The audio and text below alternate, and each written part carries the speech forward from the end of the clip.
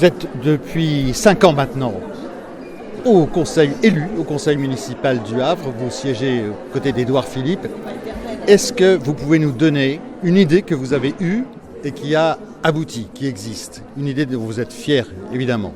Alors, une idée que j'ai eue au niveau de la ville du Havre, c'était d'ouvrir la cour d'école, juste après le Covid, aux enfants du territoire, pour qu'ils puissent avoir des activités qui soient encadrées par des agents de la ville, en dehors du temps scolaire, dans nos cours d'école. Vous n'avez pas toujours eu un parcours simple, simplifié.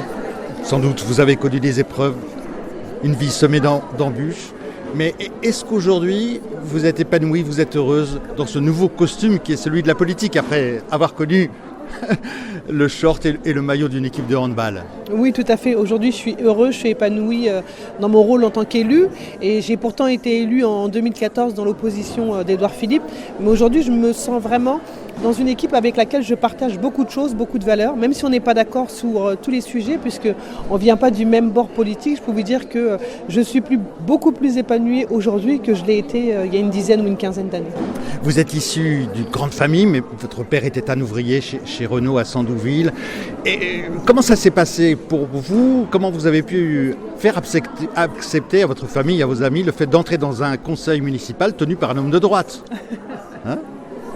En fait, c'était important d'ouvrir la porte et de leur montrer que nous aussi on peut et que nous aussi on a notre place au niveau du conseil municipal, parce qu'on se rend compte que dans les conseils municipaux, il y a très peu de jeunes de quartier qui osent franchir la porte, et je pense que le fait que moi je l'ai franchi, ça montre que chacun a sa place et qu'on peut s'engager, et que tout ce qu'on fait dans sa vie c'est politique, et donc si on veut changer les choses, il faut s'engager. Est-ce que vous pouvez nous raconter comment vous avez rencontré Édouard Philippe, le maire du Havre, pour ensuite intégrer le conseil municipal? Édouard Philippe, je le connaissais depuis un certain temps puisque j'étais dans son opposition, mais là où ça a vraiment matché avec lui, c'est quand il était Premier ministre. Le jour où il m'appelle et qu'il me dit qu'il veut me rencontrer et que je pensais que c'était une blague et que c'était mon beau-frère qui m'appelait, alors qu'en réalité c'était lui, pour qu'on se rencontre 15 jours après, qu'il me fasse part de son projet. Il m'a fait part de son projet qu'il avait pour la ville. Au départ, j'étais pas prête à partir avec lui, j'ai beaucoup échangé avec mon entourage et puis finalement j'ai accepté de partir à l'aventure et aujourd'hui je n'ai aucun regret. Aucun regret? Même quelques années après, vous ne regrettez absolument rien. Vous vous sentez libre de penser, libre justement d'imposer vos idées de gauche face à un homme de droite? Exactement, je me sens totalement libre. Aujourd'hui, je me sens un peu dans mon costume que j'avais en tant que sportif de haut niveau. Je sens aussi qu'on est en capacité d'avoir du débat, d'échanger sur les choses. Et quand on sort de notre conseil d'adjoint ou quand on sort de notre conseil municipal, on y a été avant en se mettant d'accord sur ce qu'on allait dire. Et c'est-à-dire que même si on a des points de divergence, on va essayer de trouver la meilleure solution avant d'aller la présenter aux Havrais et aux Havraises. Et la chance qu'on a aujourd'hui au Havre, c'est que nous, on est des élus qui sommes sur le terrain tous les jours. Et donc, on essaye de remonter la parole des habitants auprès du maire.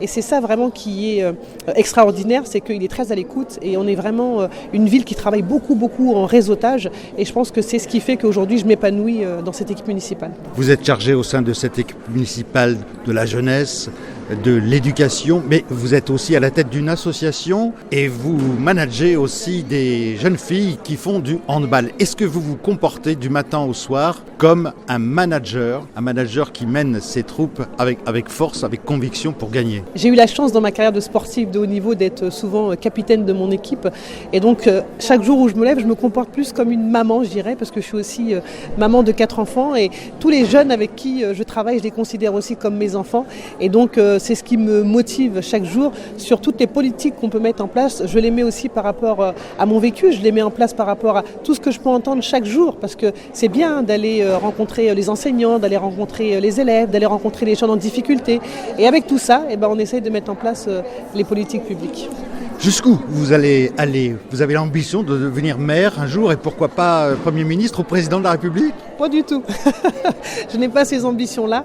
Je trouve que aujourd'hui j'en fais déjà beaucoup. Mon objectif, c'est de réussir à développer mon autre association, la Maison du Cœur, où je travaille avec des gens en difficulté.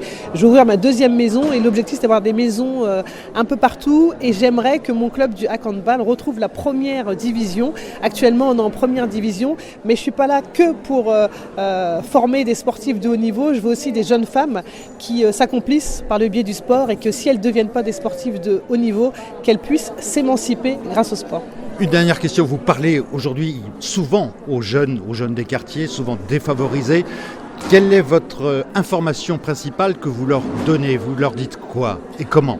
Je leur dis qu'on a tous notre place aujourd'hui dans la société, qu'on n'est pas plus ou moins français que les autres. On est né ici, on a grandi ici, on est français comme chacun. Chacun a sa place et donc il faut continuer à pousser les portes, il faut continuer à oser. Il ne faut pas se victimiser et vraiment il faut continuer à foncer, à aller de l'avant. C'est ce que vous avez fait. C'est ce que j'essaie de faire tous les jours. Deauville, la radio.